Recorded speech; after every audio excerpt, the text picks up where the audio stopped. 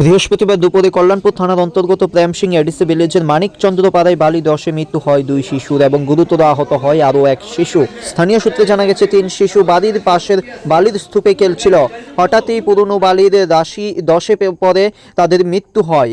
3 জনেই বালির নিচে চাপা পড়ে যায়। স্থানীয়দের তৎপরতায় উদ্ধার করে হাসপাতালে নিয়ে গেলে কর্তব্যরত চিকিৎসক 2 শিশুকে মৃত বলে ঘোষণা করেন। এই ঘটনায় এলাকা জুড়ে সুখের ছায়া নামলেও ক্ষোভের আগুন জ্বলছে। স্থানীয়দের অভিযোগ, দীর্ঘদিন ধরে প্রশাসনের চোখের সামনে অবৈজ্ঞানিক ও অবৈধভাবে বালির কোয়ারি চালানো হচ্ছে, অথচ কোনো ব্যবস্থা নেওয়া হচ্ছে না। তাদের প্রশ্ন, প্রশাসনের সক্রিয়তা যদি আগে থাকতো তবে এই দুর্ঘটনা বা নিরীহ প্রাণ যেত না। এই বিষয় নিয়ে কল্যাণপুর থানার পুলিশ আধিকারিক কি জানাচ্ছে শুনুন।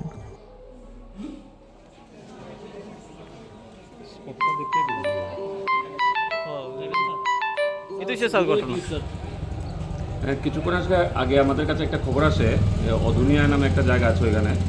তো বালুর কোয়ারি আছে ওইখানে। তো ছোটো ছোটো বাচ্চারা ওইখানে খেলছিল। তো বালি টাল করে রাখা ছিল এখানে।